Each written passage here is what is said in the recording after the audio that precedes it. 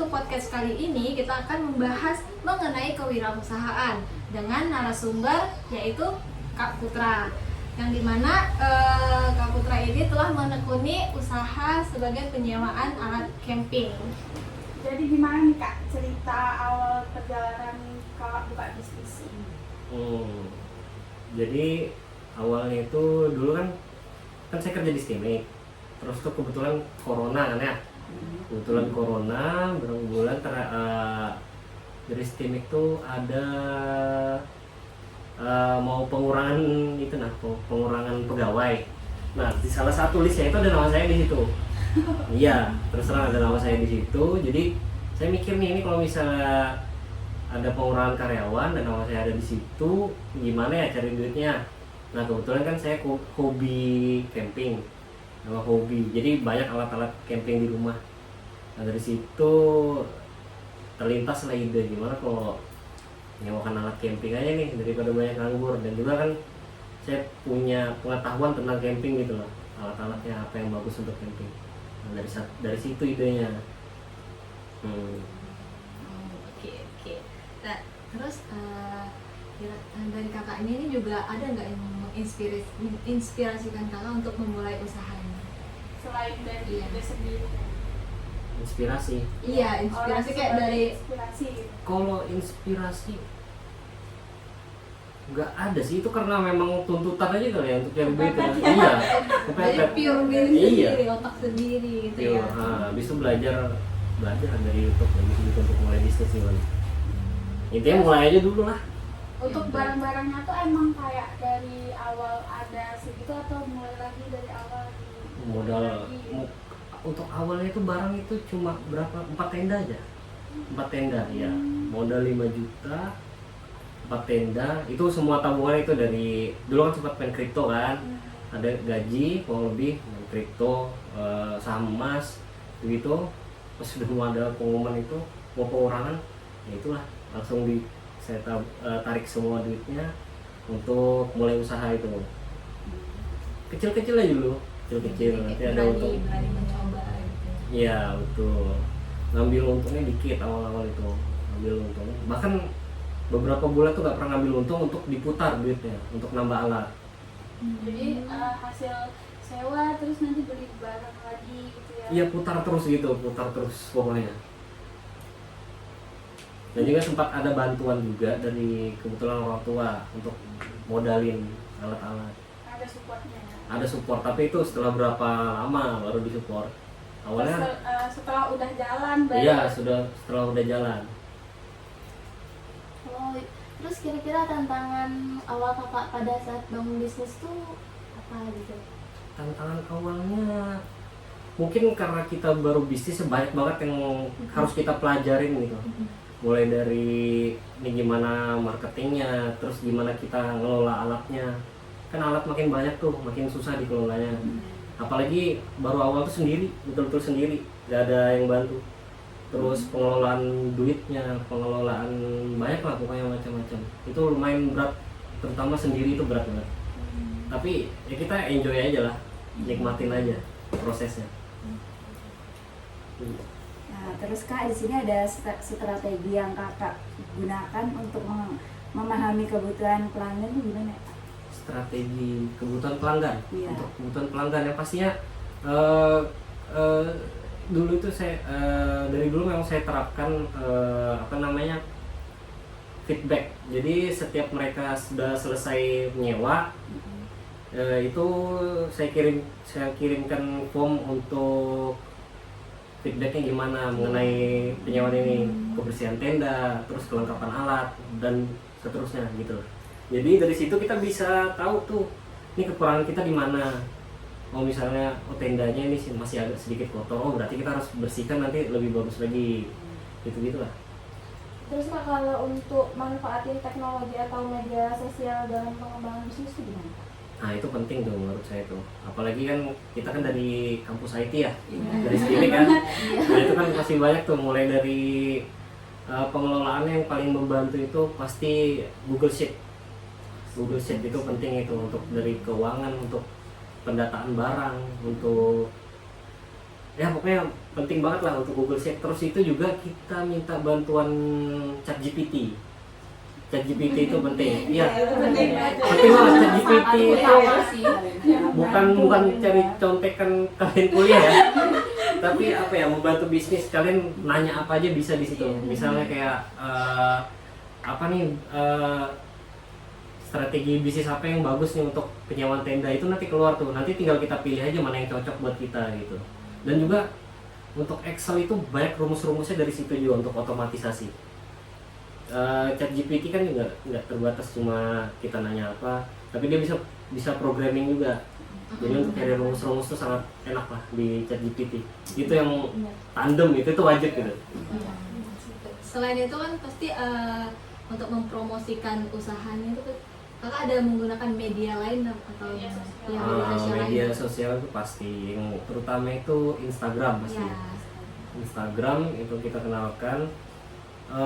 Strategi awalnya itu biasalah pada umumnya lah, kita follow-followin orang, Iya. nanti itu pasti nyangkut itu. Iya. Sampai nanti ada yang nyangkut. Nah, nanti orang mulai tahu tuh. Mm-mm. Nah, kalau pas sudah mulai besar kita coba pakai kita pakai itu Instagram Ads, Insta Ads. Itu sangat-sangat membantu juga. Dan harganya lumayan sih. Saya pakai itu ketika sudah penghasilan per bulannya lumayan dan baru pakai. Soalnya kan untuk 3 hari itu bisa nyampe 200.000 itu untuk 3 hari. Lumayan. Tapi iya, tapi bagus sih. Hasilnya juga bagus, lumayan. Untuk dari insight-nya lumayan. Apa tuh nama sosial medianya? Ah, Promosi sekalian. Untuk IG itu bukantan.outdoor, bukantan outdoor. Follow ya. Follow ya. Ya di Instagram sih. Instagramnya. Tadi kan kakaknya ada apa ngomong ya kalau usahanya tuh mulai dari sendiri ya kan. Nah untuk kalau sekarang itu udah ada tim atau gimana? Sudah ada tim sekarang, Udah, alhamdulillah. Jadi nggak repot lagi. Apalagi tenda sekarang ini kan sudah hampir 100 kalau ya dibilang. Dan belum nyampe, hampir. Iya. Itu kalau kita ngelola sendiri mati ya gitu ya. Kayak dari cara apa proses Bersihkan. membersihkannya ya. Ya, jadi sekarang pasti punya tim, ada sendiri-sendiri ya. Ada yang ngelola administrasinya, data sewanya, terus tuh ada yang ngelola data barang, inventaris. Oh jadi ada bagiannya gitu. Ada ya? bagiannya sendiri sekarang, alhamdulillah. Jadi menurut kakak nih gimana sih kayak mempertahankan tim yang solid gitu loh, karena kan ya pasti kalau namanya bekerja sama pasti ada ya Kepala tim juga ya. di situ di dalam itu. Tim yang solid. Iya, kayak kakak sebagai kepalanya gitu ya. Kalau waktu saya pribadi gimana ya? Dari awal itu sudah saya kasih tahu mereka mau ikut saya itu, ini visi kita kayak gini, misi kita kayak gini. Kalau memang cocok, ayo ikut. Kalau memang mau dan bersedia.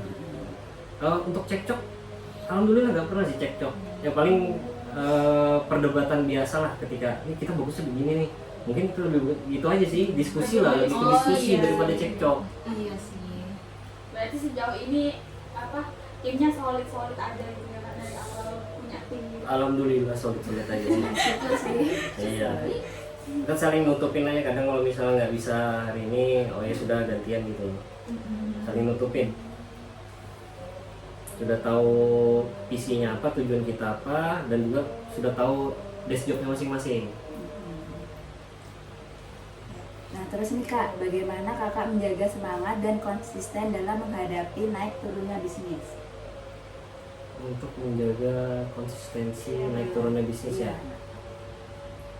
Kita selalu itu aja sih, inovasi di sini, inovasi biar nggak orang-orang mungkin nggak bosan, dan juga kita selalu research gitu, nah kebutuhan pasar apa. Ya saya pribadi juga nggak expert dalam bidangnya, tapi kita mencoba setidaknya. Tapi kalau untuk naik turunnya itu pasti, yang penting itu kita selalu mencoba hal-hal baru gitu loh. Selalu belajar dengan, bahkan dengan pesaing kita sendiri kita belajar gitu. Oh mereka nih bagusnya di mana ya? Oh ini bisa kita ikutin gitu loh. Untuk ini Kak, kita kembali ke awal lagi ya.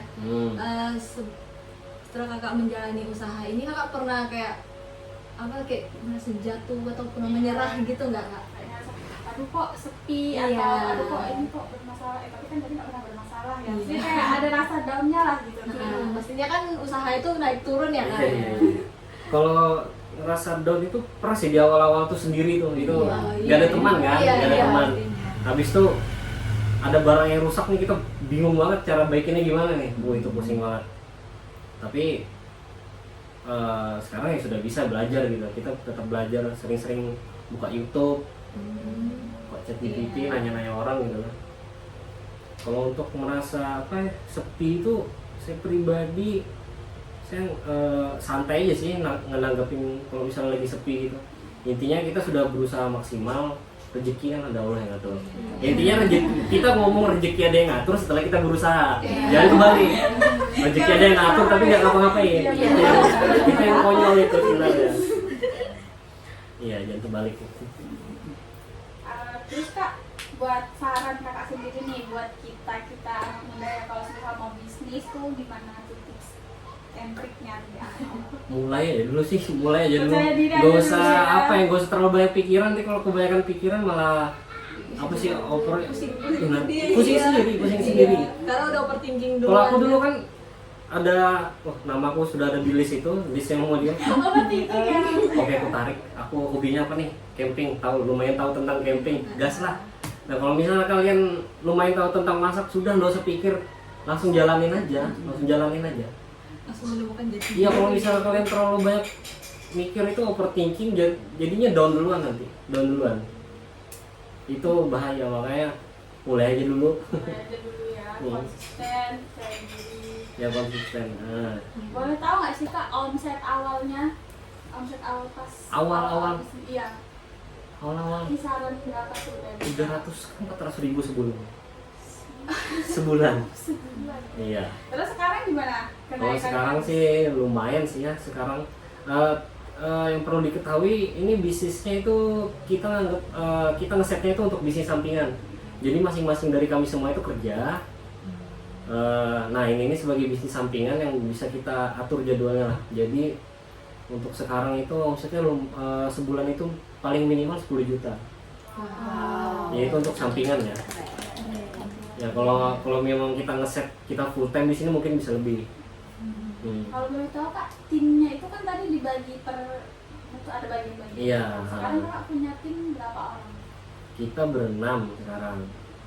Untuk tim-timnya sendiri yang pasti saya sendiri itu kayak saya foundernya dan juga sebagai, kalau kata-kata kerennya sekarang CEO lah ya. Itu kata kerennya, padahal enggak juga sih. Habis itu ada bendahara, istri saya sendiri. Terus ada yang ngurusin administrasi itu, data-data penyewaan itu ada namanya Rahmat. Terus ada inventaris itu di adik yang ngurusin bagian inventaris lah, segala yang ngurusin keluar masuk barang, rusak, habis itu yang butuh diperbarui. Terus itu yang terakhir itu ada sosial media spesialis itu Sigit. Itu kami semua anak-anak STIMIK semua rata-rata. Ya satu yang DO tapi. Ya, kayak agak asing ya ternyata. Kenapa namanya? Iya, anak-anak STIMIK. Itu aja sih Kak dari kita.